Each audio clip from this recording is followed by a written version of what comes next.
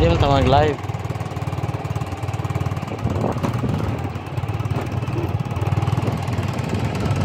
Silinog Island of Dapitan City, Barangay Silinog, Dapitan City.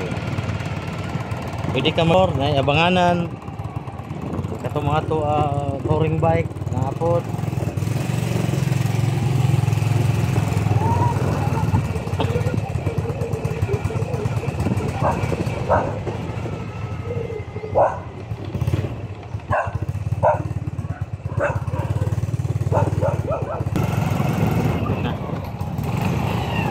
Di man may pwede maka-bike kay ang bike bata ra may pwede.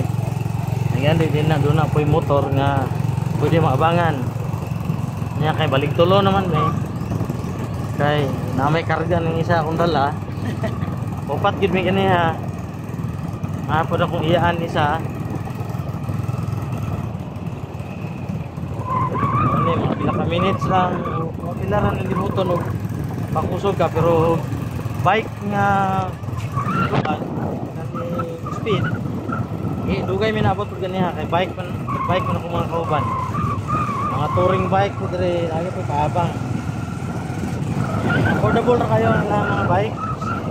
So as with kining motor, barato ra po. Dol-dol ra po siya ng isla. Pero while naghapit-hapit ka sa mga kilid-kilid sa mga beaches niya, okay kayo. Daghang mapusingan kaganina naghapit-hapit po me. Doon na kay view nga makita nimo ang Siquijor Island. Kita nimo ang unahan pa ang Bohol Island. And also ang atbang siya ang part of Cebu, no? Cebu Island.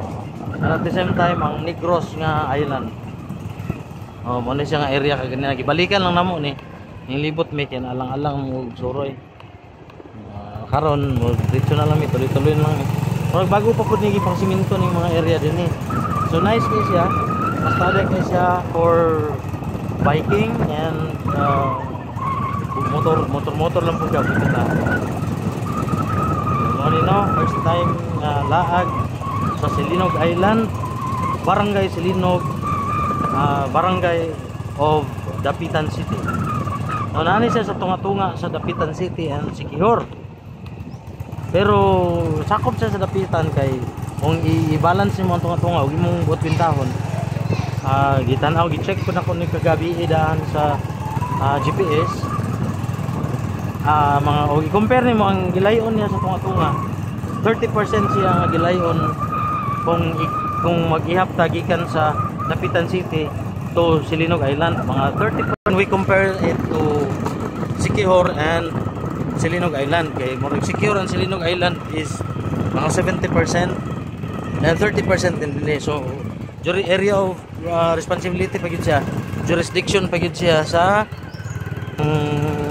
diri nga side, kaning atbang sa Siquijor Island. Ang ilang mga panginabuhian is more on fishing, no? Mga pangisda. Dahil dito sa Pikas ko no, based on research and pangutan na pud mi. Og more on na ang mga panginabuhian sa mga tao dito. Murag sila kasagara ang namahimong mga operator sa sakyanan na katong maghatod sa mga turista gikan sa Dapitan tama og Silinog Island. Dayon doon ang pag-ipang-develop dito nga mga resort, mga beach resort. Pareha to nga mo ang gitulugan. Sada kayo, ang mga lumulupyo dito mga area, dito nga pabor sa Dapitan.